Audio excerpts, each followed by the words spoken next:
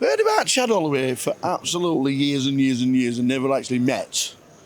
Yeah, that seems to be the case with a lot of people. How are you? Good to meet you in person. Lovely to see you in Ireland, Dublin. Is this your first ever visit? So I was in Ireland before for the Galway Festival more than 10 years ago. My first time in Dublin, my first time at the Irish Poker Open. Yeah. Such a historic event. I'm a poker historian of sorts. You are? Yeah, it had to be. It was on my bucket list. Had to check it off. You look around and there's 268 tables, I do believe. Mm-hmm. Every one of them was in use yesterday. 90% of it today. What do you think about the setup?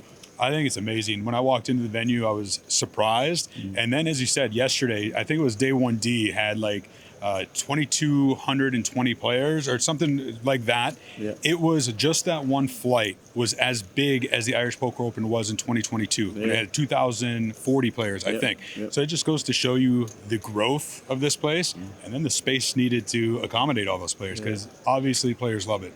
If you got a chance, would you play instead of work? Oh, yeah. I didn't know. I came here not thinking I could play or would have time, and then I get here and realize I could. Yeah. I'm going to come back next year. I'm going to play.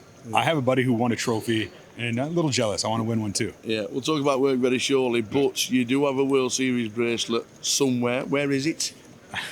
I did think about bringing it. My colleagues at PokerNews do give me a hard time about it, so I didn't. I left it at home. I host the PokerNews podcast, and I have a little studio at home, so it's in the background. If you watch the show, you'll be able to see it there. But I do occasionally bring it out. Kind of wish I would have brought it here. 2013, what kind of memories you still got about winning that bracelet? Yeah, so it was, I think, my 4th year with PokerNews and in the poker industry. Yeah. So it proved to be life-changing, not only as a player to win a bracelet, but from a poker media aspect. I went from just a reporter to the reporter who won a bracelet, and just fuel on the fire of my career. Obviously, a lot of friends that were there. So one of them was right up there. We were talking about it. So just those memories of friends that were there from the get-go that are still friends today.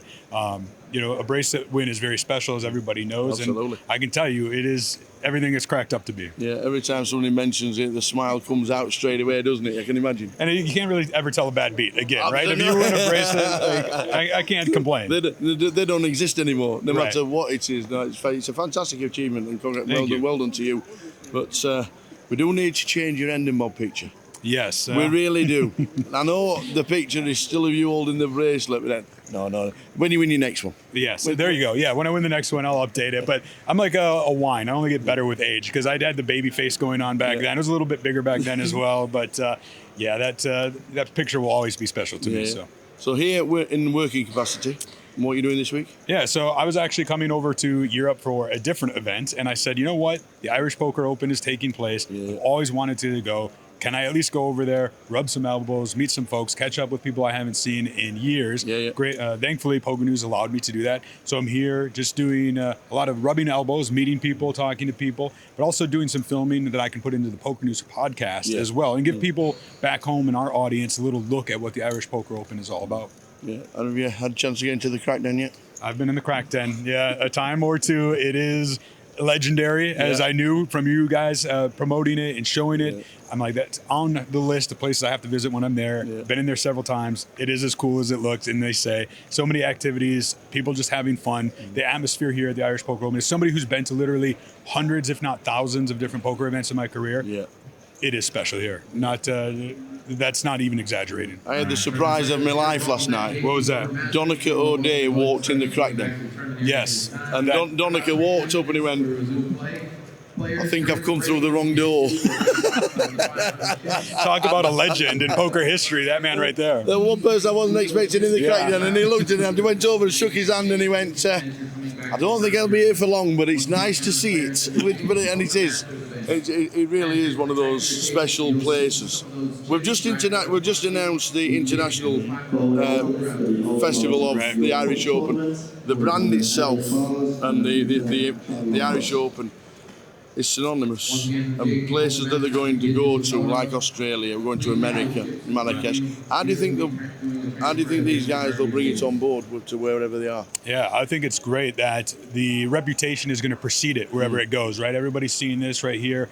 there's got to be some FOMO, people wanting to experience this. The numbers are going up. So now the Irish Poker Open is going to come to a lot of players who might not be able to make it here, right? Yeah. So I think that's going to be great. I've never been to Marrakesh, so that's a reason for me to maybe go. I have been to Australia, and I can say it's absolutely amazing. And of course, I'm from the States, and I can tell you that our players in the United States are going to love a stop like this, wherever it may be. It's definitely something to look forward to in 2027 for the U.S. stop. There's an Irish bar everywhere we go, isn't there? There is. There really is. Yeah.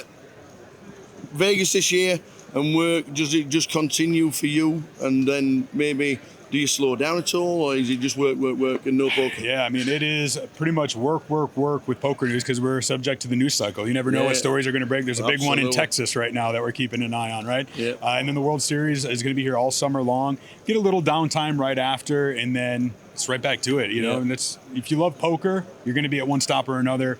And I'm happy to say I still love poker even after all these years. Yeah, excellent stuff. Lovely to speak to you. Lovely to meet you. You too. Lovely to get to know you. And fingers crossed we might have a little Guinness together and get to know each other a little bit better. I'll see you in the crack den. Chad, thank you very much. You bet. Thank you.